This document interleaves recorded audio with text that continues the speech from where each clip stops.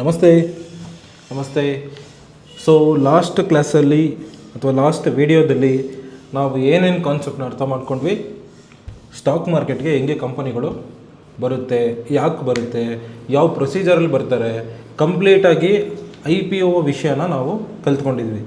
IPO ಅಂದರೆ initial public offering ಅಂತೇಳಿ, ಹೆಂಗೆ IPO ಲಾಂಚ್ ಮಾಡಿ ಒಂದು ಕಂಪ್ನಿ ಸ್ಟಾಕ್ ಮಾರ್ಕೆಟಿಗೆ ಬರುತ್ತೆ, ಮತ್ತು ಆ IPOನ ನಾವು ಅಪ್ಲೈ ಮಾಡ್ಕೊಂಡು ಯಾವ ಥರ ಬೆನಿಫಿಟ್ ತೊಗೋಬೇಕು ಅನ್ನೋದನ್ನು ಲಾಸ್ಟ್ ಕ್ಲಾಸಲ್ಲಿ ಕಂಪ್ಲೀಟಾಗಿ ಡಿಸ್ಕಸ್ ಮಾಡಿದ್ದೀವಿ. ಇನ್ಕ್ಲೂಡಿಂಗ್ ಗ್ರೇ ಮಾರ್ಕೆಟ್, ಪ್ರೀಮಿಯಮ್, ಇದೆಲ್ಲ ತಿಳ್ಕೊಂಡಿದ್ದೀವಿ. ಇವತ್ತು ಏನು ತಿಳ್ಕೊಳಕ್ಕೆ ಹೋಗ್ತಿದ್ದೀವಿ ಅಂತ ಹೇಳಿದ್ರೆ, ಇವತ್ತು ಒಂದು ಸ್ಟಾಕು ಆಲ್ರೆಡಿ ಸ್ಟಾಕ್ ಮಾರ್ಕೆಟಲ್ಲಿ ಇದೆ, ಇಲ್ಲ ಹೊಸ್ದಾಗೂ ಬಂದಿದೆ, ಇಲ್ಲ ಆಲ್ರೆಡಿ ಕೆಲವೊಂದು ಕಂಪ್ನಿಗಳು ಇರುತ್ತೆ. ಅದನ್ನು ನಾನು ಒಳ್ಳೆ ಸ್ಟಾಕ ಇಲ್ಲ ರಾಂಗ್ ಸ್ಟಾಕ್ ಅಂತ ಹುಡುಕಿ ತೊಗೋಬೇಕಲ್ಲ ನಾನು. ಯಾಕಂದರೆ ನೀವೊಂದು ಸ್ಟಾಕ್ ಮೇಲೆ ಇನ್ವೆಸ್ಟ್ಮೆಂಟ್ ಮಾಡ್ತೀರಾ ಅಂದ್ಕೊಳ್ಳಿ, 2 ವರ್ಷಕ್ಕೆ ಮುಚ್ಚೋಗ್ಬಿಟ್ರೆ ಆ ಕಂಪ್ನಿ ಮುಚ್ಚೋಗಲ್ವಾ? ಎಸ್ ಬ್ಯಾಂಕ್ ಎಲ್ಲಿತ್ತು ಗೊತ್ತಲ್ವಾ? ಎಸ್ ಬ್ಯಾಂಕ್ ಪ್ರೈಸು 380, 400 ಪ್ಲಸ್ ಇದ್ದಿದ್ದು, ಇವಾಗ ಎಲ್ಲಿದೆ? 17 ರೂಪಾಯಿ, 18 ರೂಪಾಯಿ ಇಲ್ಲಿದೆ. ಅದೇ ರೀತಿ ಸುಜ್ಲಾನ್ ಒಂದು ಟೈಮಲ್ಲಿ 600 ರೂಪಾಯಿ, 400 ರೂಪಾಯಿ ಚಿಲ್ಲರೆ ಇತ್ತು, ಅದು ಇವಾಗ ಎಲ್ಲಿಗೆ ಬಂದಿದೆ? ಸೊ ಈ ಥರ ಎಲ್ಲ ಆಗಿಬಿಡುತ್ತೆ ನಿಮಗೆ. ಅದಕ್ಕೇ ಕ್ಲೀನಾಗಿ ಒಳ್ಳೆ ಕಂಪ್ನಿನ ನಾವು ತೊಗೋಬೇಕು. ಲಾಂಗ್ ಟರ್ಮ್ಗೆ, ಶಾರ್ಟ್ ಟರ್ಮ್ಗೆ ಅಂತ ಹೇಳಿದ್ರೆ ಒಳ್ಳೆ ಕಂಪ್ನಿಗೆ ನಾವು ಇನ್ವೆಸ್ಟ್ಮೆಂಟ್ ಮಾಡಬೇಕು ಅಂದರೆ ನಮಗೇನು ಗೊತ್ತಿರಬೇಕು ಗೊತ್ತಾ? ಫಂಡಮೆಂಟಲ್ ಅನಾಲಿಸಿಸ್ ಗೊತ್ತಿರಬೇಕು. ಏನು ಗೊತ್ತಿರಬೇಕು? ಫಂಡಮೆಂಟಲ್ ಅನಾಲಿಸಿಸ್ ಗೊತ್ತಿರಬೇಕು. ಏನು ಗೊತ್ತಿರಬೇಕು? Fundamental analysis. ಕಂಪ್ನಿಯ ಒಂದು ಮೈಕ್ರೋ ಮ್ಯಾನೇಜ್ಮೆಂಟ್ ಇದು. ಇದನ್ನು ಹೆಂಗೆ ಕರೀತೀವಿ ಅಂದರೆ, ಮೈಕ್ರೋ ಅಂತ ಹೇಳಿದ್ರೆ ಕಂಪ್ನಿಯ ಒಳಗಡೆ ಹಾಗೂ ಕೆಲವೊಂದು ವಿಷಯನ ಹೊರಗಡೆನೂ ನೋಡಬೇಕಾಗುತ್ತೆ. ಸೊ ಇನ್ಬಿಲ್ಟಲ್ಲಿ ಕಂಪ್ನಿಯಲ್ಲಿ ಏನೇನು ಫಂಡಮೆಂಟಲ್ ಅನಾಲಿಸಿಸ್ ನೋಡಬೇಕಂತ 1 by 1 ತಿಳ್ಕೊಳಕ್ಕೆ ಹೋಗ್ತಿರೋಣ. ಮೊದಲನೇದಾಗಿ ನಾವು ಮಾರ್ಕೆಟ್ ಕ್ಯಾಪ್ನ ನೋಡಬೇಕು. ಏನು ನೋಡಬೇಕು? Market capitalisation. ಮಾರ್ಕೆಟ್ ಕ್ಯಾಪಿಟಲೈಸೇಷನ್ ನೋಡ್ತೀವಿ. ನೆಕ್ಸ್ಟು ಬುಕ್ ವ್ಯಾಲ್ಯೂ ಅಂತ ನೋಡ್ತೀವಿ. ಬುಕ್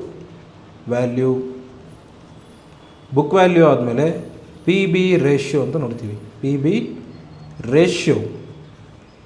ರೇಷ್ಯೋ ಆದಮೇಲೆ EPS ಅಂತ ನೋಡ್ತೀವಿ. EPS ಅಂದರೆ ಅರ್ನಿಂಗ್ ಪರ್ ಶೇರ್. ಮುಂದೆ ಹೋಗ್ತಾ ಹೇಳ್ತೀನಿ, ಕರೆಕ್ಟಾಗಿ ಕೇಳಿಸ್ಕೊಳ್ಳಿ. ಪ್ರತಿಯೊಂದಕ್ಕೂ ಒಂದೊಂದು ಫಾರ್ಮುಲಾ ಇರುತ್ತೆ. ಈ ಫಾರ್ಮುಲಾ ಬೇಸಿಸ್ ಮೇಲೆ ಕೆಲವೊಂದು ನಂಬರ್ಸ್ ಬರುತ್ತೆ. ಇದು ಪಾಸಿಟಿವ್ ಇರಬೇಕಾ, ನೆಗೆಟಿವ್ ಇರಬೇಕಾ, ಒಂದು ಕಂಪ್ನಿಗೆ ಇಲ್ಲ ಜಾಸ್ತಿ ಇರಬೇಕಾ, ಕಡಿಮೆ ಇರಬೇಕಾ, ಇದೆಲ್ಲ ವಿಷಯ ಬರುತ್ತೆ. ಕರೆಕ್ಟಾಗಿ ಕ್ಲೀನಾಗಿ ಕೇಳಿಸ್ಕೊಂಡ್ರೆ ನೀವು ಒಂದು ಒಳ್ಳೆ ಕಂಪ್ನಿನ ಹುಡುಕೋಕ್ಕೆ ತುಂಬ ಈಸಿ ಆಗುತ್ತೆ. ಸೊ EPS ನೋಡ್ತೀವಿ, ಅರ್ನಿಂಗ್ ಪರ್ ಶೇರ್ ಆದಮೇಲೆ PE ರೇಷ್ಯೋ ನೋಡ್ತೀವಿ. ಓಕೆನಾ? PE ರೇಷ್ಯೋ ನೋಡಾದ್ಮೇಲೆ ನಾವೇನು ನೋಡ್ತೀವಿ ಅಂತ ಹೇಳಿದ್ರೆ ROE ಆ್ಯಂಡ್ ROCE ನೋಡ್ತೀವಿ. ROCE ಆದಮೇಲೆ ಡೆಪ್ ಟು ಈಕ್ವಿಟಿ ನೋಡ್ತೀವಿ. Debt to equity. Next debt to equity ಆದಮೇಲೆ ಶೇರ್ ಹೋಲ್ಡಿಂಗ್ ಪ್ಯಾಟರ್ನ ನೋಡ್ತೀವಿ. Share holdings pattern. ಅರ್ಥ ಆಯ್ತಾ? ಇದನ್ನೇ ನಾವು ಫಂಡಮೆಂಟಲ್ ಅನಾಲಿಸಿಸ್ ಅಂದರೆ ಫಂಡಮೆಂಟಲ್ಸ್, ಇದೆಲ್ಲ ಕಂಪನಿಯ ಒಂದು ಕೋರ್ ಫಂಡಮೆಂಟಲ್ಸ್. ಇದನ್ನು ತಿಳ್ಕೊಂಡ್ರೇ ನಾವು ಒಂದು ಒಳ್ಳೆ ಕಂಪ್ನಿನ ಹೇಗೆ ತಗೊಳ್ಳೋದು ಅನ್ನೋದು ಗೊತ್ತಾಗೋದು. ಕ್ಲಿಯರಾ? ಫಸ್ಟ್ ಆಫ್ ಆಲ್ ಮೊದಲನೇ ಕಾನ್ಸೆಪ್ಟ್ ಯಾವುದು ಹೇಳಿದ್ರೆ, ಇದನ್ನು ಕ್ಲೀನಾಗಿ ಬರ್ಕೊಳ್ಳಿ. 1 by 1 ಡಿಸ್ಕಸ್ ಮಾಡ್ತಾ ಹೋಗೋಣ. ಫಸ್ಟ್ ಒನ್ ಯಾವುದು? Market capitalisation.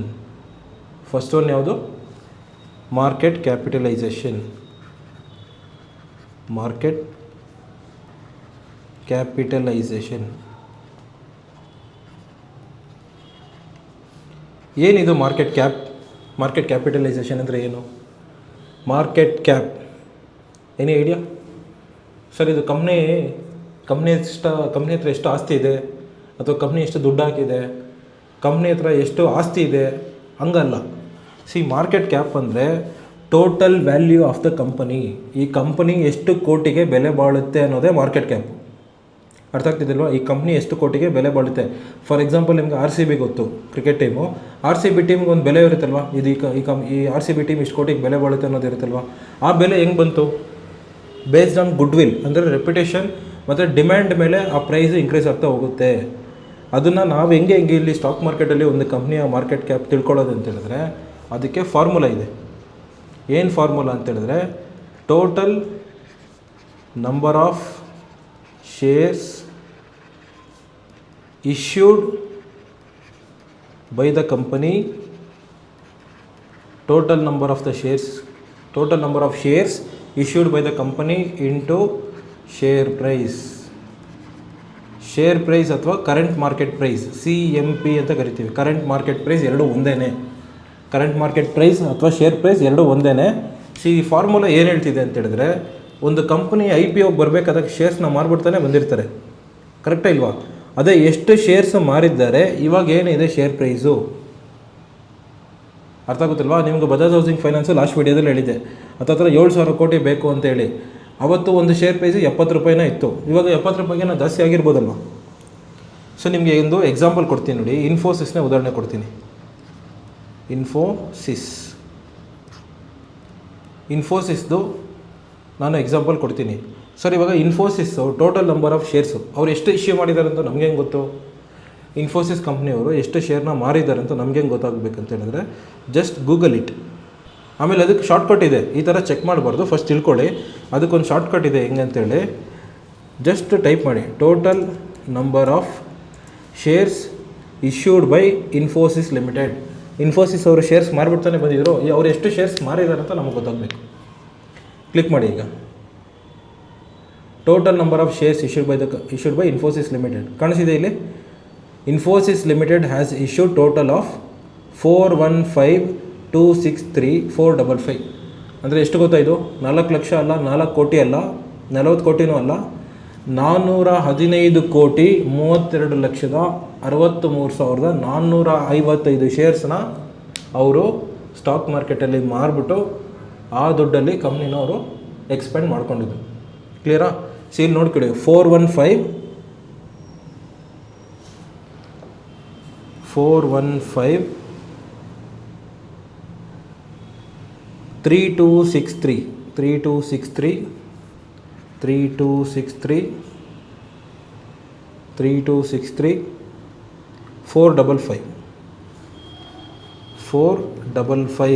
ಇಂಟು CMP ಅಂದರೆ ಕರೆಂಟ್ ಮಾರ್ಕೆಟ್ ಪ್ರೈಸ್ ಅಥವಾ ಶೇರ್ ಪ್ರೈಸ್. ಅವರು ಕಂಪ್ನಿ ಲಾಂಚ್ ಮಾಡಬೇಕಾದಾಗ ಶೇರು 10 ರೂಪಾಯಿ 20 ರೂಪಾಯಿ ಇದ್ದಿರ್ಬೋದು. ಇವತ್ತು ಎಷ್ಟಿದೆ ಇನ್ಫೋಸಿಸ್ ರೇಟು? ಚೆಕ್ ಮಾಡೋಣ ಅದನ್ನು, ಇನ್ಫೋಸಿಸ್ ಎಷ್ಟಿದೆ ಅಂತೇಳಿ. ಈಗ ಶೇರ್ ಪ್ರೈಸು ಇಲ್ಲೇ ಲೈವ್ ಮಾರ್ಕೆಟಲ್ಲೇ ಚೆಕ್ ಮಾಡೋಣ ಎಷ್ಟಿದೆ ಅಂತ. ಇನ್ಫಿ ಅಂತ ಟೈಪ್ ಮಾಡಿದ್ರೆ ಇನ್ಫೋಸಿಸ್ ಬರುತ್ತೆ. ಸೊ ಇನ್ಫೋಸಿಸ್ ನೋಡಿ ಎಷ್ಟಿದೆ ಈಗ, 1465. ಇವಾಗ ಇದೆರಡನ್ನೂ ಮಲ್ಟಿಪ್ಲಿಕೇಶನ್ ಮಾಡ್ಬೇಕು ನಾವೀಗ. ಸರ್ ಇಷ್ಟು ದೊಡ್ಡ ನಂಬರ್ನ ನಾವು ಹೆಂಗೆ ಮಲ್ಟಿಪ್ಲಿಕೇಶನ್ ಮಾಡೋದು? ಸೊ ಕಷ್ಟ ಆಗುತ್ತಲ್ವಾ? 412,32,63,455 ಶೇರ್ಸ್ನ ಪಬ್ಲಿಕಲ್ಲಿ ಅವರು ಮಾರಿರೋದು. Total number of shares issued by the company ಯಾವುದು? ಇನ್ಫೋಸಿಸ್ ಇಷ್ಟು ಶೇರ್ಸ್ನ ಮಾರಿದೆ. ಮತ್ತು ಶೇರ್ ಪ್ರೈಸ್ ಎಷ್ಟಿದೆ ಈಗ? 1,465 ರೂಪಾಯಿ. ಸೊ ಇದೆರಡನ್ನೂ ಮಲ್ಟಿಪ್ಲಿಕೇಶನ್ ಇಷ್ಟು ದೊಡ್ಡ ನಂಬರ್ ಮಾಡೋದು ಕಷ್ಟ ಆಗುತ್ತೆ. ಹಾಗಾಗಿ ಏನು ಮಾಡೋಣ ಅಂತ ಹೇಳ್ತೀನಿ ನೋಡಿ.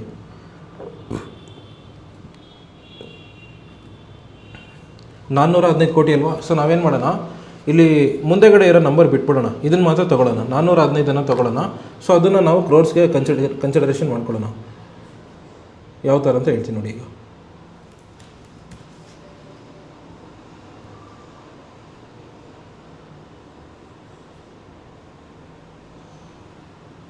ಕಾಣಿಸಿದ್ಯಾ ನೋಡಿ? ಈಗ 415 crores ಇದನ್ನು ಮಾತ್ರ ತೊಗೊಳ್ಳೋಣ, ಮುಂದೆ ಇರೋ ವ್ಯಾಲ್ಯೂನ ನಾವು ಅಡ್ಜಸ್ಟ್ ಮಾಡ್ಕೊಳ್ಳೋಣ. 415 crores ಇಂಟು ಶೇರ್ ಪ್ರೈಸ್ ಎಷ್ಟು? 1465. ಎರಡು ಈಕ್ವಲ್ ಮಾಡಿದ್ರೆ ಎಷ್ಟು ಬಂತು? ಕಾಣಿಸ್ತಿದ್ಯಾ? 60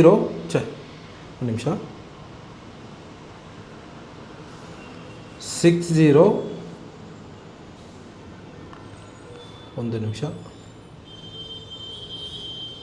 607,975 ಕರೆಕ್ಟಾ? ಇಷ್ಟು ಇದೆಯಂತೆ. ಇದೇನು ಗೊತ್ತಾಯಿತು? 6,07,975 crores. ಯಾಕಂದರೆ ನಾವು ಇಲ್ಲಿ ತೊಗೊಂಡಿರೋ ಏನು ವ್ಯಾಲ್ಯೂ? 415 crores. ಅಲ್ಲಿಗೆ ಇದನ್ನು ನಾವು ಕ್ರೋರ್ಸ್ ಅಂತ ಕನ್ಸಿಡರ್ ಮಾಡ್ಕೊಬೇಕು. 6,07,975 ಕೋಟಿಗೆ ಇನ್ಫೋಸಿಸ್ ಬೆಲೆ ಬಾಳುತ್ತೆ. ಎಷ್ಟು ಕೋಟಿ? 6 ಲಕ್ಷ ಕೋಟಿ. 6 ಲಕ್ಷ ಕೋಟಿಗಳಿಗೆ ಇನ್ಫೋಸಿಸ್ ಬೆಲೆ ಬಾಳುತ್ತೆ. ನಾವು ಕರೆಕ್ಟಾಗಿ ಲೆಕ್ಕ ಹಾಕಿದ್ದೀವ ಇಲ್ವ ಅಂತ ಚೆಕ್ ಮಾಡೋಣ ಇರಿ. ಈಗ 6,07,000 ಕೋಟಿ ಚೆಕ್ ಮಾಡೋಣ. ಸೊ ಇಲ್ಲಿ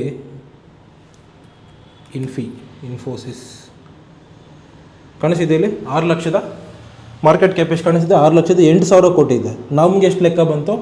6,07,000 ಕೋಟಿ ಬಂತು. ಯಾಕೆ ಮುಂದೆಗಡೆ ಸ್ವಲ್ಪ ಕಡಿಮೆ ಬಂತಂದರೆ ನಾವು ಇಲ್ಲಿರೋ ವ್ಯಾಲ್ಯೂ ತೊಗೊಂಡಿಲ್ಲ, ಕರೆಕ್ಟಾ? ಸೊ ಅಲ್ಲಿಗೆ 6 ಲಕ್ಷ ಕೋಟಿ ಅನ್ನೋದು ಸತ್ಯನಾ? 6 ಲಕ್ಷ ಕೋಟಿ ಅನ್ನೋದು ಕರೆಕ್ಟಾ? ಸೊ ನಾವು ಮುಂದೆಗಡೆ ಇರೋ ವ್ಯಾಲ್ಯೂ ಸ್ವಲ್ಪ ಬಿಟ್ಟಿದ್ವಿ, ಅದಕ್ಕೆ ಸ್ವಲ್ಪ ವೇರಿ ಬಂತು. ನಾವು ಇದನ್ನು ತೊಗೊಂಡಿದ್ದಿದ್ರೆ ನಮಗೆ ಆನ್ಸರ್ ಕರೆಕ್ಟಾಗಿ ಈ ಥರ ಬಂದಿರೋದು. ಗೊತ್ತಾಯ್ತಾ? ಒಂದು ಕಂಪ್ನಿ ಎಷ್ಟು ಕೋಟಿಗೆ ಬೆಲೆ ಬಾಳುತ್ತೆ ಅನ್ನೋದು. ಆ ಕಂಪನಿ ಸ್ಟಾಕ್ ಮಾರ್ಕೆಟಿಗೆ ಬರಬೇಕಾದಾಗ ಎಷ್ಟು ಶೇರ್ಸ್ನ ಮಾರಿತ್ತೋ, ಇವತ್ತೇನಿದೆ ಶೇರ್ ಪ್ರೈಸು, ಈ ಕ್ರೈಟೀರಿಯಾ ಮೇಲೆ ಈ ಕಂಪ್ನಿ ಎಷ್ಟು ಕೋಟಿಗೆ ಬೆಲೆ ಬಾಳುತ್ತೆ ಅಂತ ಎಲ್ಲರೂ ಹೇಳೋದು. ಅರ್ಥ ಆಯ್ತಾ? ಇವಾಗ ಏನಕ್ಕೆ ನಾವು ಈ ಮಾರ್ಕೆಟ್ ಕ್ಯಾಪ್ನ ತಿಳ್ಕೊಬೇಕು ಅಲ್ವಾ? ಮಾರ್ಕೆಟ್ ಕ್ಯಾಪ್ನ ಯಾಕೆ ತಿಳ್ಕೊಬೇಕು ನಾವು? ಮಾರ್ಕೆಟ್ ಕ್ಯಾಪ್ನ ಯಾಕೆ ತಿಳ್ಕೊಬೇಕಂತ ಹೇಳಿದ್ರೆ, ಯಾವುದ್ಯಾವುದೋ ಕಂಪ್ನಿಗೆ ದುಡ್ಡು ಹಾಕ್ಬಿಡ್ತೀವಲ್ಲ ಅದಕ್ಕೇ. ಸೊ ಏನಕ್ಕೆ ಅಂದರೆ, ಈ ಮಾರ್ಕೆಟ್ ಕ್ಯಾಪ್ ಆಧಾರದ ಮೇಲೇ ಮಾರ್ಕೆಟು 4 ಥರ ಸೆಗ್ರಿಗೇಟ್ ಆಗುತ್ತೆ. ಮಾರ್ಕೆಟ್ ಕ್ಯಾಪ್ ಆಧಾರದ ಮೇಲೆ ಮಾರ್ಕೆಟದು ಒಂದು ಕಂಪನಿ ಸೈಜ್ನ 4 ಥರ ಸೆಗ್ರಿಗೇಟ್ ಮಾಡ್ತಾರೆ ಮಾರ್ಕೆಟಲ್ಲಿ. ಒಂದು ಲಾರ್ಜ್ ಕ್ಯಾಪ್ ಅಂತ ಕರಿತೀವಿ, ಏನು ಹೇಳಿ? Large cap. ಇನ್ನೊಂದು ಮಿಡ್ ಕ್ಯಾಪ್. ಮೂರನೇದು ಯಾವುದು ಅಂತ ಹೇಳಿದ್ರೆ ಸ್ಮಾಲ್ ಕ್ಯಾಪ್. ಇನ್ನೊಂದು ಯಾವುದು ಅಂತ ಹೇಳಿದ್ರೆ ಮೈಕ್ರೋ ಕ್ಯಾಪ್ ಅಂತ ಕರಿತೀವಿ. ಮೈಕ್ರೋ ಕ್ಯಾಪ್ ಅಥವಾ ಪೆನ್ನಿ ಸ್ಟಾಕ್, ಇದೆರಡು ಒಂದೇ, ಎರಡು ಬೇರೆ ಬೇರೆ ಅಲ್ಲ, ಎರಡು ಒಂದೇ.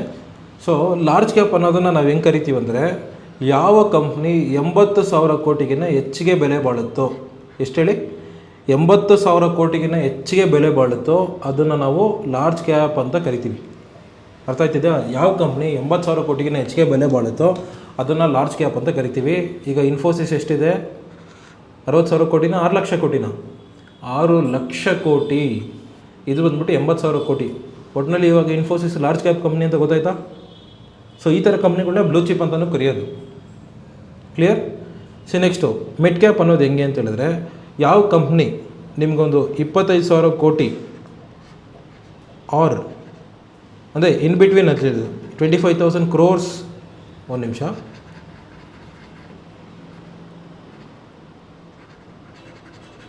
25,000 crores ಟು ಒಂದು 45,000 crores ಇನ್ ಬಿಟ್ವೀನ್ ಇರುತ್ತಲ್ವ. 25,000 ಕೋಟಿ ಟು 45,000 crores ಇನ್ ಬಿಟ್ವೀನ್ ಯಾವುದೆಲ್ಲ ಇದೆಯೋ ಅದನ್ನೆಲ್ಲ ನಾವೇನಂತ ಕರಿತೀವಿ? ಮಿಡ್ ಕ್ಯಾಪ್ ಕಂಪನೀಸ್ ಅಂತ ಕರಿತೀವಿ. ಹಂಗಂದರೆ ಸರ್ 45,000 50,000 ಕೋಟಿಗಿರೋ ಹೆಚ್ಚಿಗೆ ಇರೋದನ್ನೆಲ್ಲ ಏನಂತ ಕರಿಬೋದು? They are travelling towards large cap. Large ಕ್ಯಾಪ್ಗೆ ಅವರು ಹತ್ತತ್ರ ಬರ್ತಾ ಇದ್ದಾರೆ ಅಂತ ಕನ್ಸಿಡ್ರೇಷನ್ ತೊಗೋಬೇಕು ನಾವು. ಅಂದರೆ ಹೆಂಗೆ ಸಿಂಪಲಾಗಿ ನಾವು ಅವ್ರನ್ನೂ ಲಾರ್ಜ್ ಕ್ಯಾಪ್ ಅಂತಲೇ ಕನ್ಸಿಡ್ರೇಷನ್ ತೊಗೋಬೇಕು. ಮೊದಲು ಹೆಂಗಿತ್ತಂದರೆ ಸೆಬಿ ಒಂದು ರೀಸೆಂಟ್ ಸರ್ಕ್ಯುಲರ್ ಬಿಟ್ಟಿತ್ತು, 50,000 ಕೋಟಿ ಮೊದಲೆಲ್ಲ ಯಾವ ಕಂಪ್ನಿಗಿತ್ತು ಅದನ್ನು ಲಾರ್ಜ್ ಕ್ಯಾಪ್ ಅಂತ ಕರಿತಿದ್ವಿ. ಬಟ್ ರೀಸೆಂಟ್ ಸರ್ಕ್ಯುಲರ್ ಪ್ರಕಾರ 80,000 ಕೋಟಿಗಿನ ಯಾವ್ದು ಜಾಸ್ತಿ ಇದೆಯೋ ಅದನ್ನು ನಾವು ಲಾರ್ಜ್ ಕ್ಯಾಪ್ ಅಂತ ಕರಿತೀವಿ. ಕ್ಲಿಯರ್? ಇಲ್ಲಿ ಮಿಡ್ ಕ್ಯಾಪ್ ಅನ್ನೋದನ್ನ 25,000 ಕೋಟಿ ಟು 45,000 50,000 ಕೋಟಿ ಒಳಗಡೆ ಯಾವುದೆಲ್ಲ ಇದೆಯೋ ಅದನ್ನು ನಾವು ಮಿಡ್ ಕ್ಯಾಪ್ ಕಂಪನೀಸ್ ಅಂತ ಕರಿತೀವಿ. ಕ್ಲಿಯರಾ? Next small cap.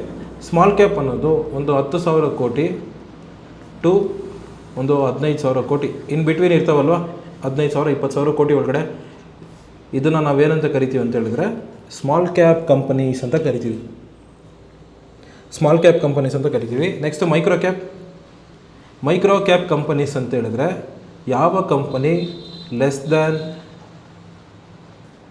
3,000 crores 3,000 ಕೋಟಿಗಿನ್ನ ಕಡಿಮೆ ಯಾವ್ದು ಬೆಲೆ ಬಾಳುತ್ತೋ ಅದನ್ನು ನಾವು ಮೈಕ್ರೋ ಕ್ಯಾಪ್ ಕಂಪನೀಸ್ ಅಂತ ಕರಿತೀವಿ. One of the dangerous place in the stock market. Highest fraud ಇಲ್ಲೇ ಆಗೋದು ಮಾರ್ಕೆಟಲ್ಲಿ.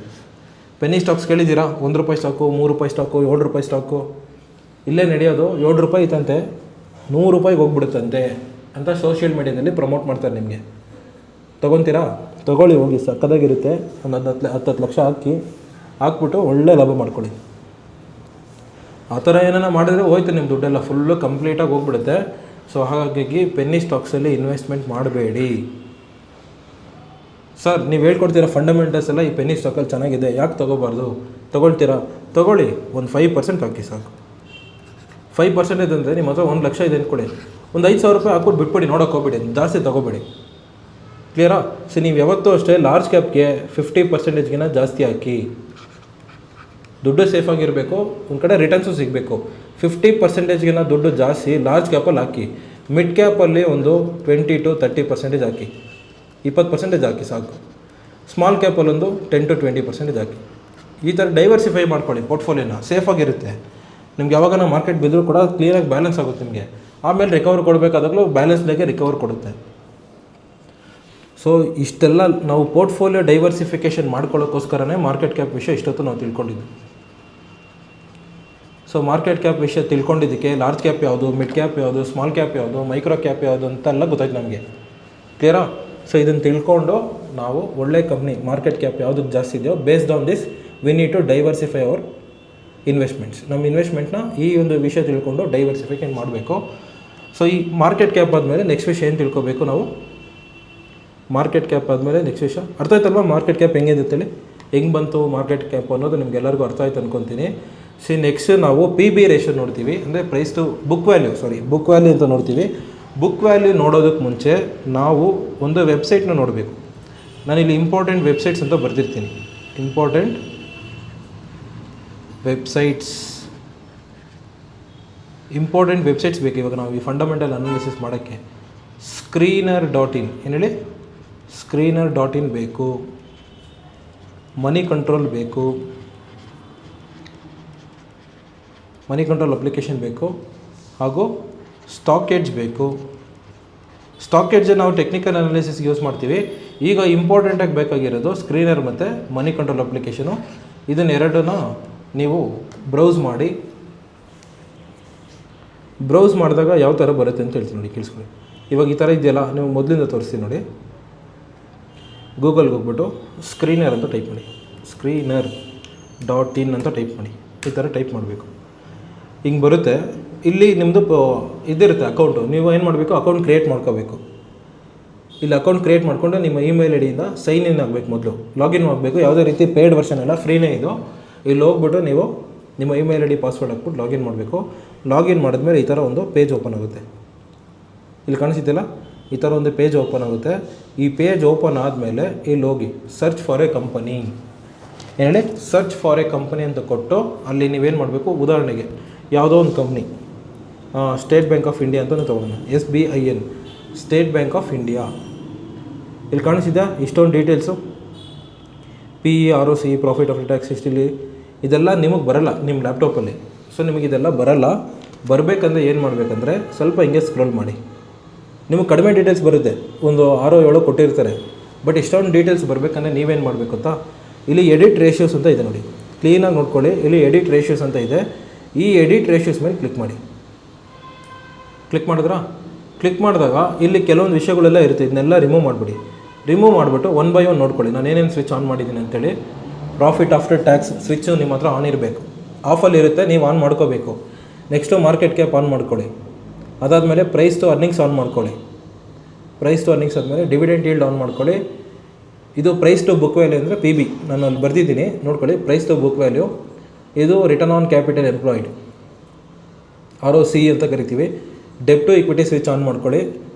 ರಿಟರ್ನ್ ಆನ್ ಈಕ್ವಿಟಿದು ಸ್ವಿಚ್ ಆನ್ ಮಾಡ್ಕೊಳ್ಳಿ. ಅರ್ನಿಂಗ್ ಪರ್ ಶೇರ್, EPS ಅಂದರೆ ಅರ್ನಿಂಗ್ ಪರ್ ಶೇರ್, ಈ ಒಂದು ಸ್ವಿಚ್ನ ಆನ್ ಮಾಡ್ಕೊಳ್ಳಿ. ಡೆಬ್ಟ್ನ ಸ್ವಿಚ್ ಆನ್ ಮಾಡ್ಕೊಳ್ಳಿ. ಪ್ರಮೋಟರ್ ಹೋಲ್ಡಿಂಗ್ ಸ್ವಿಚ್ ಆನ್ ಮಾಡಿ. ಇಂಡಸ್ಟ್ರಿ P ಇದು ಸ್ವಿಚ್ ಆನ್ ಮಾಡಿ.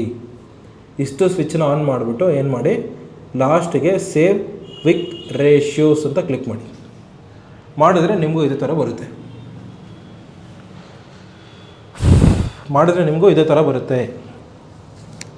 ಕ್ಲಿಯರಾ? ಮಾಡಿದ್ರೆ ನಿಮಗೂ ಇದೇ ಥರ ಬರುತ್ತೆ. ಸೊ ಇಲ್ಲಿ ಈ ಡೀಟೇಲ್ಸ್ ನೋಡಿಕೊಂಡೆ ನಾವು ಎಂಟ್ರಿ ಆಗೋದು. ಕ್ಲಿಯರಾ? ನೆಕ್ಸ್ಟ್ ನೋಡಿ, ಈಗ ಈ ಸ್ಕ್ರೀನರ್ನ ಯೂಸ್ ಮಾಡಿಕೊಂಡು ನಾವು ಇದನ್ನೆಲ್ಲ ಚೆಕ್ ಮಾಡಬೇಕು. ಫಸ್ಟ್ ನಾವು ಮಾರ್ಕೆಟ್ ಕ್ಯಾಪ್ ನೋಡಿ ಮುಗಿಸಾಯಿತು. ಸೆಕೆಂಡ್ ಒನ್ ಯಾವುದು? Book value. ಏನು ಹೇಳಿ? Book value.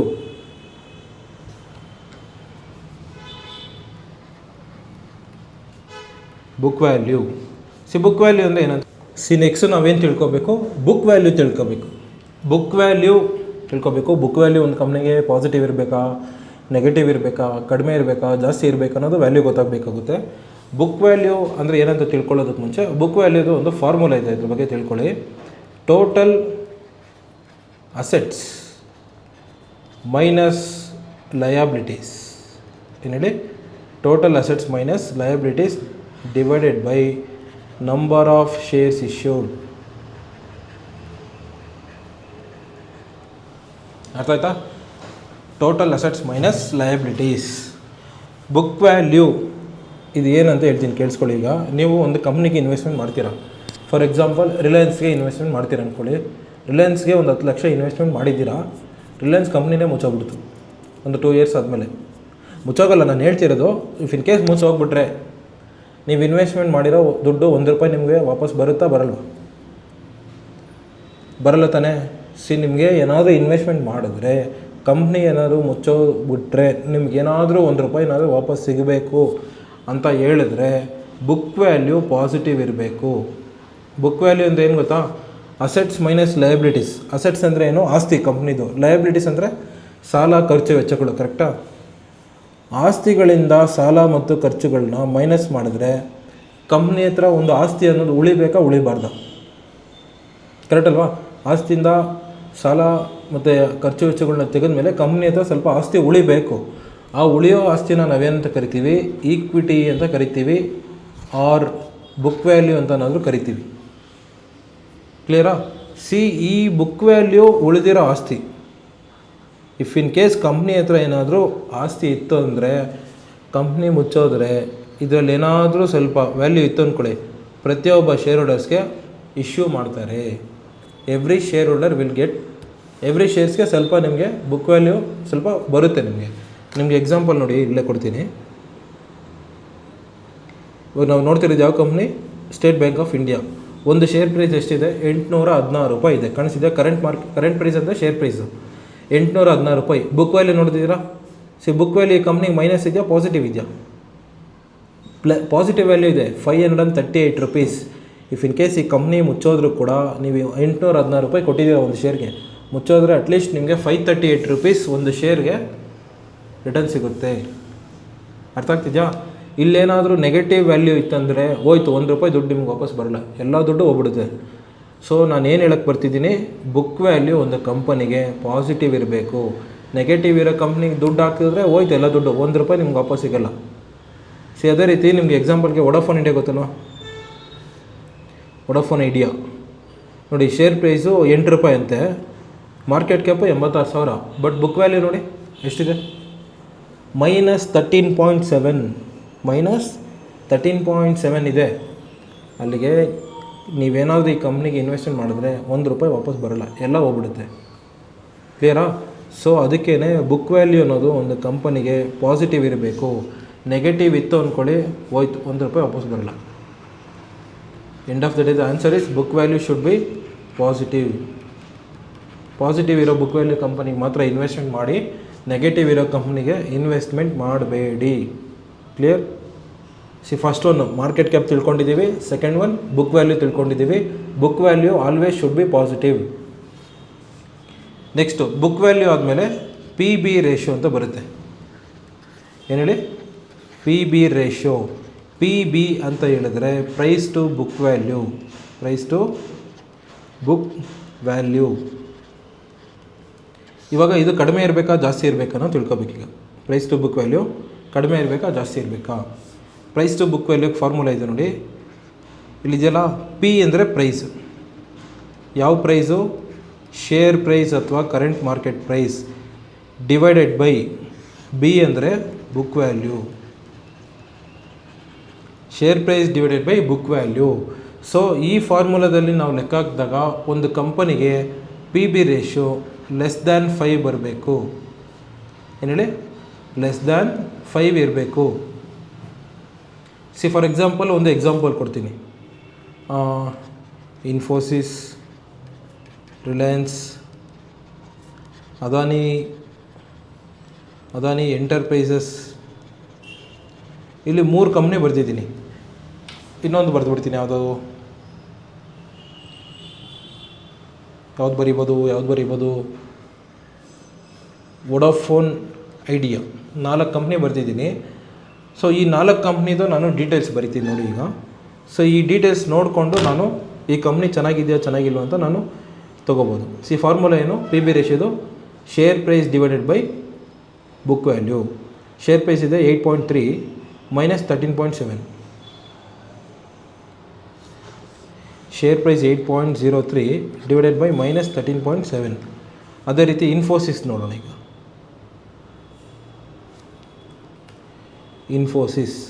ಇನ್ಫೋಸಿಸ್ದು share price 1466, book value 231, 1466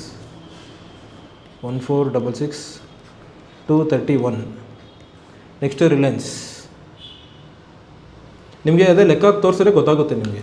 usually data ಹಂಗೆ ಡೈರೆಕ್ಟಾಗಿ ಕೊಟ್ಟಿರ್ತಾರೆ, ನಿಮಗೆ ಗೊತ್ತಾಗಬೇಕಲ್ಲ ಹೆಂಗೆ ಬಂತು ಅಂತೇಳಿ. ರಿಲಯನ್ಸ್ ಇಂಡಸ್ಟ್ರೀಸ್ 1300, 606, 1300, 606, 1300, 606. ಇನ್ನೊಂದು ಅದಾನಿ ಎಂಟರ್ಪ್ರೈಸಸ್, ಅದಾನಿ ಎಂಟರ್ಪ್ರೈಸಸ್ 2433, 363, 2433, 363, 363. ಈಗ ಲೆಕ್ಕ ಹಾಕೋಣ.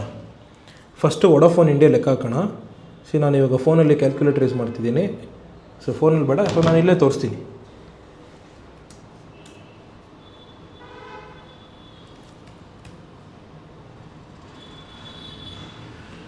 ಕ್ಯಾಲ್ಕುಲೇಟರ್ ಫಸ್ಟು ಈ ಕಡೆಯಿಂದ ನೋಡ್ಕೊಂಬೋಣ. ಅದಾನಿ ಎಂಟರ್ಪ್ರೈಸಸ್ ನೋಡೋಣ. 2433 ಡಿವೈಡೆಡ್ ಬೈ 363. ಸೊ ಬರೀ 63 ಬಂದ್ಬಿಡ್ತು. ಇನ್ನೊಂದ್ಸಲ ಲೆಕ್ಕ ಹಾಕೋಣ ರೀ. 2433 ಡಿವೈಡೆಡ್ ಬೈ 363 ಎಷ್ಟು ಬಂತು? 6.70, 6.70 ಬಂತು. ನೆಕ್ಸ್ಟು ರಿಲಯನ್ಸ್ ಚೆಕ್ ಮಾಡೋಣ ರೀ. ರಿಲಯನ್ಸ್ ಚೆಕ್ ಮಾಡಬೇಕಂದ್ರೆ ಏನು ನೋಡಬೇಕು? ಸೇಮ್ ಅದೇ ಫಾರ್ಮುಲಾ ರಿಪೀಟ್. 1300 ಡಿವೈಡೆಡ್ ಬೈ 606 ಎಷ್ಟು ಬಂತು? 2.14. ನೆಕ್ಸ್ಟ್ ಇನ್ಫೋಸಿಸ್ 1466, 1466, 231, 1466, 231, 1466 divided by 231, 6.34 ಎಷ್ಟು ಬಂತು? 6.34. ನೆಕ್ಸ್ಟು ವೊಡಾಫೋನ್ ಐಡಿಯಾ ಲೆಕ್ಕ ಹಾಕಬೇಕಾ? ವೊಡಾಫೋನ್ ಐಡಿಯಾ ನೀವೇ ಹೇಳಿ, ಲೆಕ್ಕ ಹಾಕಬೇಕಾ? ಫಾರ್ಮುಲಾ ನೋಡಿ, share price divided by book value ಅಲ್ವಾ. ನಾನು ಪ್ರೀವಿಯಸ್ ಆಗಿ ಏನು ಡಿಸ್ಕಸ್ ಮಾಡಿದ್ವಿ? ಬುಕ್ ವ್ಯಾಲ್ಯೂ ತಾನೆ. ಬುಕ್ ವ್ಯಾಲ್ಯೂ ಒಂದು ಕಂಪ್ನಿಗೆ ಏನಿರಬೇಕು? ಪಾಸಿಟಿವ್ ಇರಬೇಕು. ಇಲ್ಲೇನೈತೆ? ನೆಗೆಟಿವ್ ಐತೆ. ಅಲ್ಲಿಗೆ ಈ ಕಂಪ್ನಿ ಲೆಕ್ಕ ತಗೊಳ್ಳೋಂಗೆ ಇಲ್ಲ, ರಿಜೆಕ್ಟ್ ಇದೆ, ಬೇಡ. ಈಗ ಇಲ್ಲಿ ಉಳಿದಿರೋ ಈ 3 ಕಂಪ್ನಿ, ಇನ್ಫೋಸಿಸು, ರಿಲಯನ್ಸು, ಅದಾನಿಯಲ್ಲಿ ಯಾವ್ದು ಚೆನ್ನಾಗಿದೆ ಹೇಳಿ ನೋಡೋಣ. ಇಲ್ಲೊಂದು ರೇಷಿಯೋ ಬಂತಲ್ವಾ, ನಾವು ಫಾರ್ಮುಲಾ ಪ್ರಕಾರ ಇದನ್ನೆಲ್ಲ ಲೆಕ್ಕ ಹಾಕಿ ಇಲ್ಲೊಂದು ರೇಷಿಯೋ ಬಂತು. ಈ ರೇಷಿಯೋ ನೋಡಿದ್ರೆ ಯಾವ ಕಂಪ್ನಿ ಚೆನ್ನಾಗಿದೆ? ಅದಾನಿ ಎಂಟರ್ಪ್ರೈಸಸ್ಸಾ? 6.70 ಬಂದಿದೆ ಅಂತ ನೀವು ಅದಾನಿ ಎಂಟರ್ಪ್ರೈಸಸ್ ಅಂತ ಅಂದ್ಕೊಂಡ್ರೆ ರಾಂಗ್. ನಾನು ಇವಾಗ ತಾನೇ ಹೇಳಿದ್ದೀನಿ, ಬುಕ್ ವ್ಯಾಲ್ಯೂ ಒಂದು ಕಂಪನಿಗೆ ಜಾಸ್ತಿ ಇರಬೇಕು, ಪಾಸಿಟಿವ್ ಇರಬೇಕು. ಏನಿರಬೇಕು? ಜಾಸ್ತಿ ಇರಬೇಕು. ಕಂಪ್ನಿ ಏನೋ ಮುಚ್ಚಿದ್ರೆ ನಮ್ಮ ಶೇರ್ ಪ್ರೈಸ್ ಏನಾದ್ರು ಸಿಗಬೇಕಲ್ವಾ?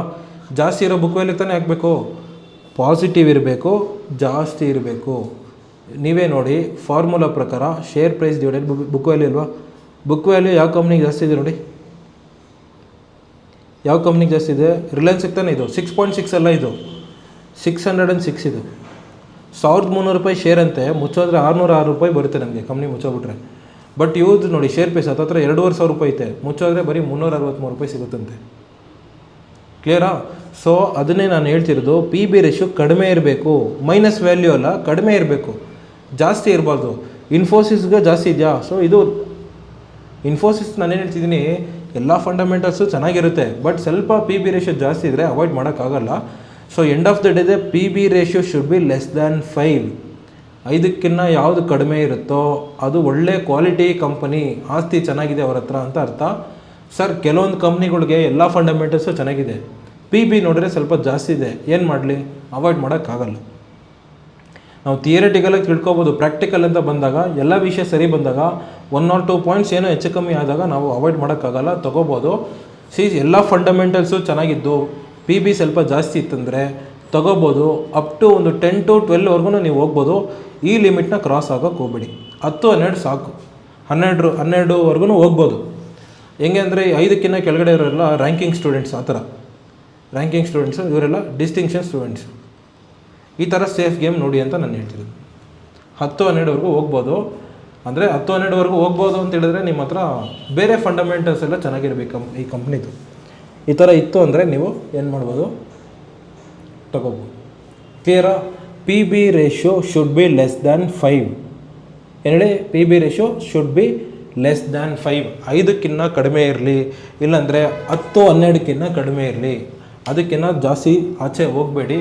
ಇನ್ನೊಂದು ನಾನು ನಿಮಗೇನು ಹೇಳಬೇಕಂದ್ರೆ, never touch Adani group stocks. Adani ಸ್ಟಾಕ್ಸ್ನ ತೊಗೋಬೇಡಿ. ಅದಾನಿ ಸ್ಟಾಕ್ಸ್ನ ತೊಗೋಬೇಡಿ. ಯಾಕಂದರೆ ಫಂಡಮೆಂಟಲ್ಸ್ ಆ ಥರ ನಿಮಗೆ ಹೋಗ್ತಾ ಗೊತ್ತಾಗ್ಬಿಡುತ್ತೆ. ಫಂಡಮೆಂಟಲ್ಸ್ ಕಲಿತಿದ್ದೀರಲ್ವಾ, ಕಲ್ತ ಮೇಲೆ ನಿಮಗೆ ಗೊತ್ತಾಗುತ್ತೆ ಯಾಕೆ ಇವ್ರು ಹಿಂಗೆ ಹೇಳ್ತವ್ರೆ ಅಂತೇಳಿ. ಕ್ಲಿಯರ್? ಏನೇನು ತಿಳ್ಕೊಂಡ್ವಿ ನಾವು ಅಂತೇಳಿದ್ರೆ, ಫಸ್ಟು ಫಂಡಮೆಂಟಲ್ ಅನಾಲಿಸಿಸಲ್ಲಿ ಏನೇನಿದೆ ಅಂತ ತಿಳ್ಕೊಂಡ್ವಿ, ಇಷ್ಟು ವಿಷಯಗಳಿದೆ ಅಂತೇಳಿ. ನೆಕ್ಸ್ಟು ಮಾರ್ಕೆಟ್ ಕ್ಯಾಪ್ ತಿಳ್ಕೊಂಡ್ವಿ. ಮಾರ್ಕೆಟ್ ಕ್ಯಾಪ್ ತಿಳ್ಕೊಂಡ್ಮೇಲೆ ಯಾವುದ್ಯಾವುದಕ್ಕೆ ಎಷ್ಟೆಷ್ಟು ಇನ್ವೆಸ್ಟ್ಮೆಂಟ್ ಮಾಡಬೇಕು, large cap, mid cap, small cap, micro cap ಅಂದರೆ ಏನಂತ ತಿಳ್ಕೊಂಡ್ವಿ. ಕ್ಲಿಯರಾ? ಏನೇನು ವೆಬ್ಸೈಟ್ಸ್ ಇಂಪಾರ್ಟೆಂಟಾಗಿ ಯೂಸ್ ಮಾಡಬೇಕಂತ ಹೇಳಿದ್ದೀನಿ. ಇದರಲ್ಲಿ ಏನೇನು ಹೇಳಿದ್ದೀನಿ? ಬುಕ್ ವ್ಯಾಲ್ಯೂ ಹೇಳಿದ್ದೀನಿ. ಬುಕ್ ವ್ಯಾಲ್ಯೂ ಒಂದು ಕಂಪನಿಗೆ ಪಾಸಿಟಿವ್ ಇರಬೇಕು. ನೆಕ್ಸ್ಟು ಪಿ ಬಿ ರೇಷಿಯೋ ಇದು ಒಂದು ಕಂಪನಿಗೆ 5ಕ್ಕಿಂತ ಕಡಿಮೆ ಇರಬೇಕು. ಕ್ಲಿಯರ್? ಒಂದು ಕಂಪನಿಗೆ ಪಿ ಬಿ ರೇಷಿಯೋ 5ಕ್ಕಿಂತ ಕಡಿಮೆ ಇರಲಿ, ಇಲ್ಲಾಂದರೆ 10-12ಕ್ಕಿಂತ ಕಡಿಮೆ ಇರಲಿ. 10-12ಕ್ಕಿಂತ ಕಡಿಮೆ ಇರಬೇಕಂದ್ರೆ ಆ ಕಂಪ್ನಿದು ಫಂಡಮೆಂಟಲ್ಸ್ ತುಂಬ ಚೆನ್ನಾಗಿರಬೇಕು. ಚೆನ್ನಾಗಿದ್ದರೆ ಹಾಕ್ಬೋದು.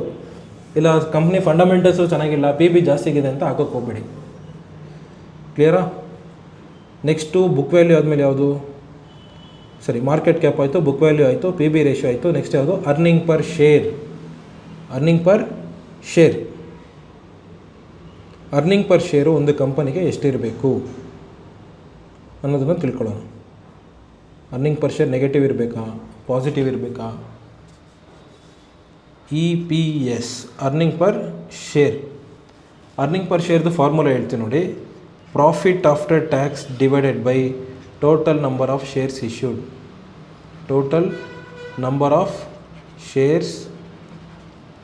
ಇಶ್ಯೂಡ್.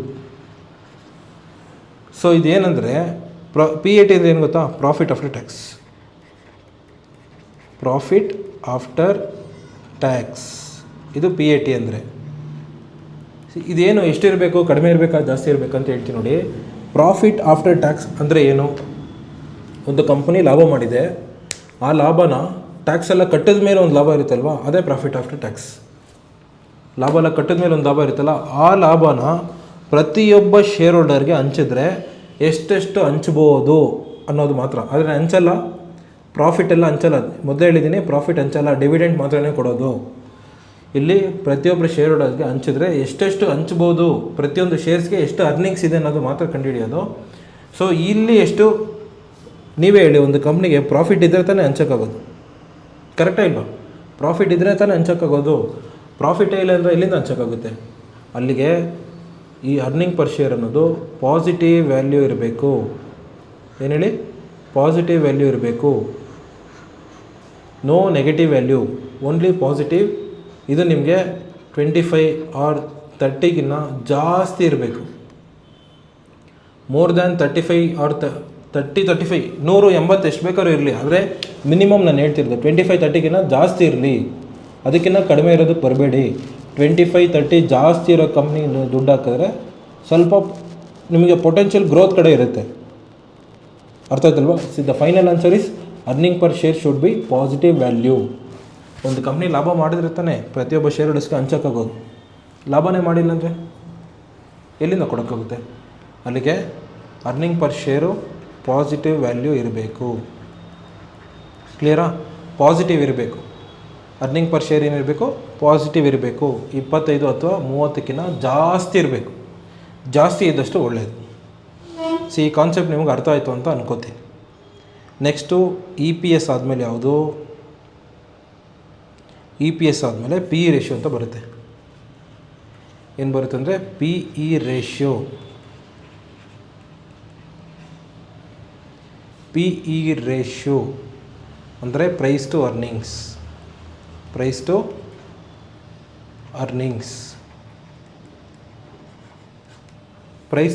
ಇವಾಗ ಈ ಪ್ರೈಸ್ ಟು ಅರ್ನಿಂಗ್ಸು ಒಂದು ಕಂಪ್ನಿಗೆ ಕಡಿಮೆ ಇರಬೇಕಾ ಜಾಸ್ತಿ ಇರಬೇಕಂತ ನೋಡೋಣ. ಅದಕ್ಕೆ ಫಾರ್ಮುಲಾ ಏನು? ಪಿ ಅಂದರೆ ಪ್ರೈಸ್, ಯಾವ ಪ್ರೈಸು?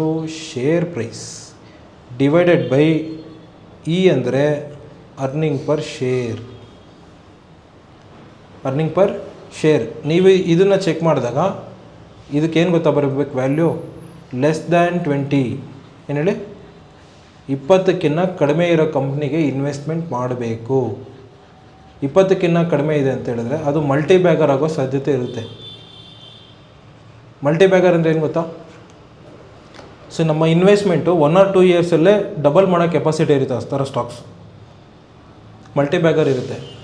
ಮಲ್ಟಿ ಬ್ಯಾಗರ್ ಅಂದರೆ ನಮ್ಮ ಇನ್ವೆಸ್ಟ್ಮೆಂಟ್ ನಾವೇನು ಬಂಡವಾಳ ಹಾಕಿದ್ದೀವಿ ಒಂದು ಕಂಪ್ನಿಗೆ, ಅದು 1.5-2 ವರ್ಷಗಳಲ್ಲೇ ಡಬಲ್ ಮಾಡೋ ಕೆಪಾಸಿಟಿ ಇರುತ್ತೆ ಆ ಸ್ಟಾಕಿಗೆ.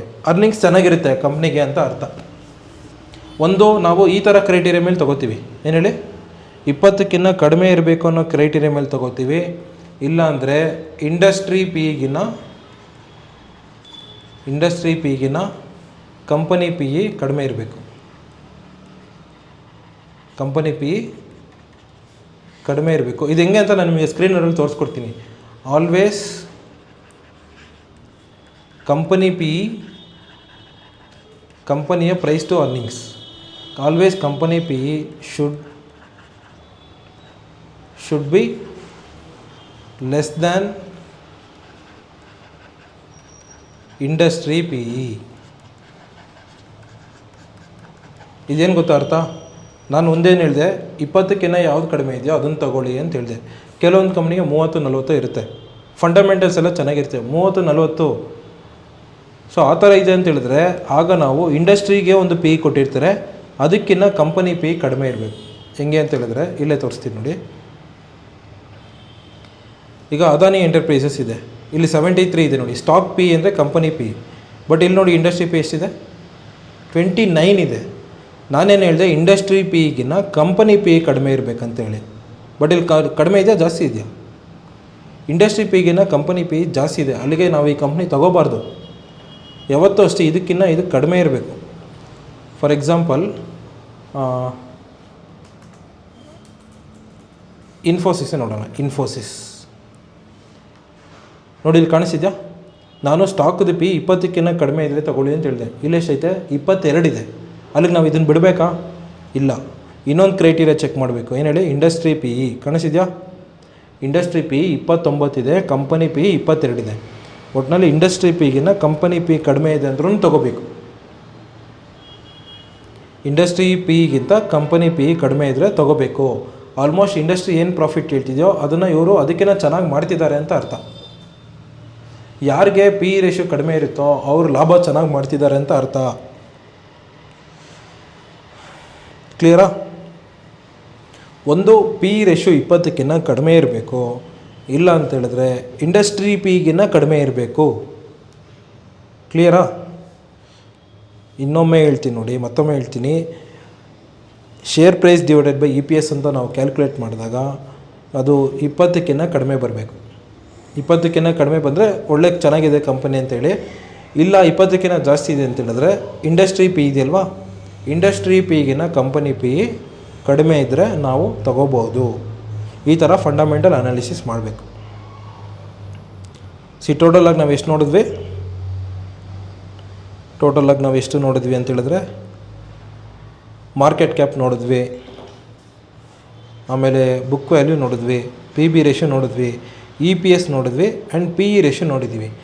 ನೆಕ್ಸ್ಟ್ ವಿಡಿಯೋದಲ್ಲಿ ROC, ROE, ಡೆಬ್ಟ್ to equity, share holding pattern ಇದನ್ನೆಲ್ಲ ನಾವು ನೆಕ್ಸ್ಟ್ ವಿಡಿಯೋದಲ್ಲಿ ನೋಡೋಣ. ಸೊ ಅಲ್ಲಿವರೆಗೂ ಈ ಕ್ಲಾಸಸ್ಸಲ್ಲಿ ಏನೇನು ಮಾಡಿದ್ದೀವಿ ಅನ್ನೋದನ್ನು ಮತ್ತೆ ನೋಡಿ, ಈ ವಿಡಿಯೋನ ನೋಡಿ ಮತ್ತೆ ರಿವಿಷನ್ ಮಾಡ್ಕೊಳ್ಳಿ. ಅರ್ಥ ಆಗಿಲ್ಲ ಅಂತ ಹೇಳಿದ್ರೆ ಕಾಲ್ ಮಾಡಿ. ನಾವು ಅಪ್ಲಿಕೇಶನಲ್ಲಿ ಮೊಬೈಲ್ ನಂಬರೆಲ್ಲ ಕೊಟ್ಟಿದ್ದೀವಿ. ಡೌಟ್ಸ್ ಏನಾರ ಇದ್ದರೆ ಫೋನ್ ಮಾಡಿ, ಕಾಲ್ ಮಾಡಿಬಿಟ್ಟು ಕೇಳಿ, ನಿಮಗೆ ಕ್ಲಾರಿಟಿ ಕೊಡ್ತೀವಿ ಯಾವ ಥರ ಅಂತೇಳಿ. ಸೊ ನೆಕ್ಸ್ಟ್ ವಿಡಿಯೋದಲ್ಲಿ ROE, ROC, ಡೆಬ್ಟ್ to equity and share holding pattern ಇದ್ರ ಬಗ್ಗೆ ಎಲ್ಲ ನೆಕ್ಸ್ಟ್ ವಿಡಿಯೋದಲ್ಲಿ ಡಿಸ್ಕಸ್ ಮಾಡೋಣ. ಸೊ ಥ್ಯಾಂಕ್ ಯು ಎಲ್ಲರಿಗೂ.